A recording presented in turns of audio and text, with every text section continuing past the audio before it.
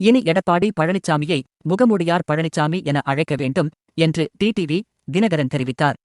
சென்னையில் செய்தியாளர்களை சந்தித்த டிடிவி தினகரன் கூறுகையில், வீரவசனம் பேசிக்கொண்டு எடப்பாடி பழனிசாமி அமித்ஷாவை சந்தித்தது ஏன்?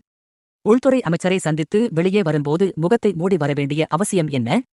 என்ன காரணத்துக்காக அப்படி முகத்தை மூடி வந்தார் என்பதை பழனிசாமிதான் சொல்ல வேண்டும் என தெரிவித்தார். மேலும் தொடர்ந்து பேசிய டிடிவி, அந்த காலத்தில் மன்னர்கள் ஏதாவது சாதனை செய்தால் மன்னர்களை நாங்கள் இப்படி அழைக்கிறோம் என்று சொல்வார்கள். அதைப் போலவே அண்ணன் பழனிசாமியை இன்று முதல் முகமூடியார் பழனிசாமி என்றுதான் அவரை இனி அழைக்க வேண்டும் எனவும் நகைச்சுவையாக தெரிவித்தார். கடந்த செப்டம்பர் 15ஆம் தேதி அண்ணா பிறந்த நாள் விழா சென்னையில் நடந்தபோது எடப்பாடி பேசியது அனைவருக்கும் தெரியும். எங்களுக்கு தன்மானம்தான் முக்கியம் என பயங்கரமாக சவுண்ட் விட்டு வீரவசனம் பேசிய எடப்பாடி பழனிசாமி நேற்று இரவு அமித்ஷாவை சந்தித்திருக்கிறார். இப்படியெல்லாம் பொய் சொல்லி யாரை ஏமாற்றப் பார்க்கிறீர்கள் எனவும் கேள்விகளை எழுப்பினார்.